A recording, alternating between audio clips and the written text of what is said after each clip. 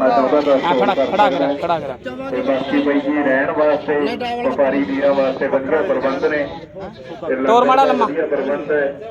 ਛਾਂ ਵਾਸਤੇ ਤੰਬੂ ਬਿਲਕੁਲ ਫ੍ਰੀ ਨੇ ਬਈ मोड़ ਤੇ ਆਰਓ ਦਾ ਵੀ ਵਧੀਆ ਪ੍ਰਬੰਧ ਹੈ। ਹਰੇਕ ਚੀਜ਼ ਦੀ ਵਧੀਆ ਸਹੂਲਤ ਦਿੱਤੀ ਜਾਂਦੀ ਹੈ। ਸੋ ਸਾਰੇ ਵੀਰਾਂ ਨੂੰ ਬੇਨਤੀ ਹੈ दाद ਕਿ दिखाओ दाद ਮੈਸਰਖਾਨਾ ਬੱਕਰਾ ਮੰਡੀ ਤੇ ਵੀ ਆਪਾਂ ਜ਼ਰੂਰ ਪਹੁੰਚੀਏ। ਇਹ ਮੰਡੀ ਹੈ ਜਿਹੜੀ ਨੇੜੇ ਗੁਰਦੁਆਰਾ ਦत्तरसार ਸਾਹਿਬ ਦੇ दो दांत ਨਜ਼ਦੀਕ बच्चे ਲੱਗਦੀ ही ਹੈ। ਸਾਰੇ ਵੀਰਾਂ ਨੂੰ ਬੇਨਤੀ ਹੈ